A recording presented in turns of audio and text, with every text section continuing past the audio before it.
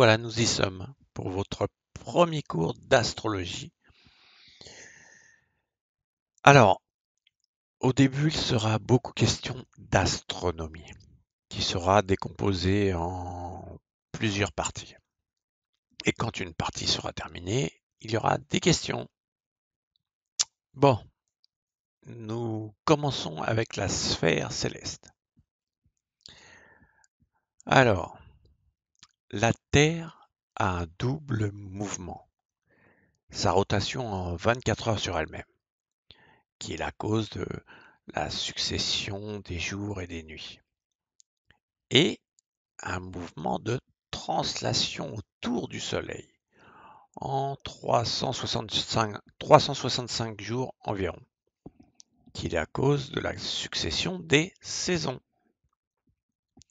Donc, l'astrologie se base principalement sur le ciel apparent, car elle a été fondée à l'époque où la Terre était supposée fixe, tout tournait autour d'elle.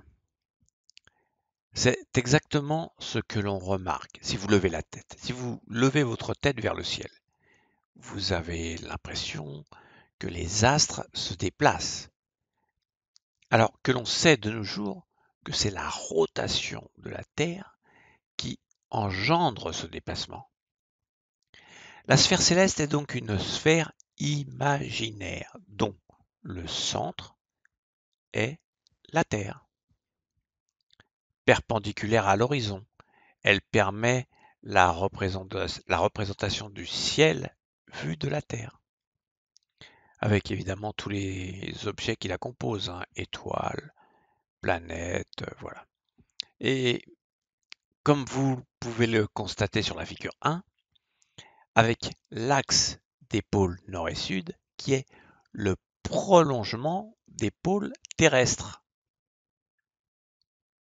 Alors, voici un agrandissement de la sphère céleste. C'est la figure 2. Le point jaune, au milieu, est le Soleil. Il se déplace sur une ligne précise que l'on nomme écliptique. De chaque côté de cette ligne, une bande circulaire de 8 degrés et demi de chaque côté, qui est le zodiaque, et qui fait donc 17 degrés de largeur. 8 degrés 5 fois 2, quoi. C'est sur cette bande zodiacale sur laquelle se déplacent toutes les planètes. Mais n'oubliez pas que le Soleil ne se déplace pas. C'est la Terre qui tourne autour du Soleil. C'est juste une illusion si nous voyons le Soleil se déplacer. Car sur Terre, comme je l'ai dit plus haut, nous n'avons pas la sensation que nos pieds sont sur une sphère en rotation et qu'elle se déplace autour de l'étoile. Notre étoile qui est notre Soleil. Donc, l'écliptique est la trajectoire apparente du Soleil, mais aussi le plan de l'orbite de la Terre.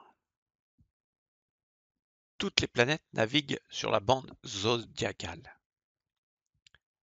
Une seule planète s'aventure au-dehors de cette bande zodiacale, de 8 degrés 5 de part et d'autre de l'écliptique. C'est Pluton, qui monte jusqu'à plus de 17 degrés de latitude, du nord ou sud de l'écliptique. Comparé au 8 degrés 5, vous comprendrez qu'elle va largement au-delà de cette bande. Alors, pourquoi cette bande zodiacale ne fait que 8 degrés 5 de chaque côté de l'écliptique? Car lorsque l'astrologie a été conçue, les anciens ne connaissaient que 7 astres visibles à l'œil nu. Soleil, Lune, Mercure, Vénus, Mars, Jupiter et Saturne, c'est tout. C'est largement plus tard qu'Uranus, Neptune et Pluton ont été découvertes. Mais cette bande est restée telle qu'elle a été créée. Ce n'est pas gênant pour la pratique, mais c'est utile de le savoir. Passons au méridien. Donc, on continue sur la figure 2. La ligne verticale est le méridien de Paris. Il existe autant de méridiens que de points sur le globe terrestre. C'est une ligne imaginaire en demi-cercle qui relie les pôles, qui est fixée comme clouée au sol et qui passe par la verticale du lieu. Alors, il tourne donc en même temps que la rotation de la Terre, cet axe. Elle sert de référence horaire qui est utilisée conjointement avec l'ascension droite que nous verrons plus tard. C'est aussi une coordonnée géographique est ou ouest que vous retrouverez souvent en astrologie, la longitude.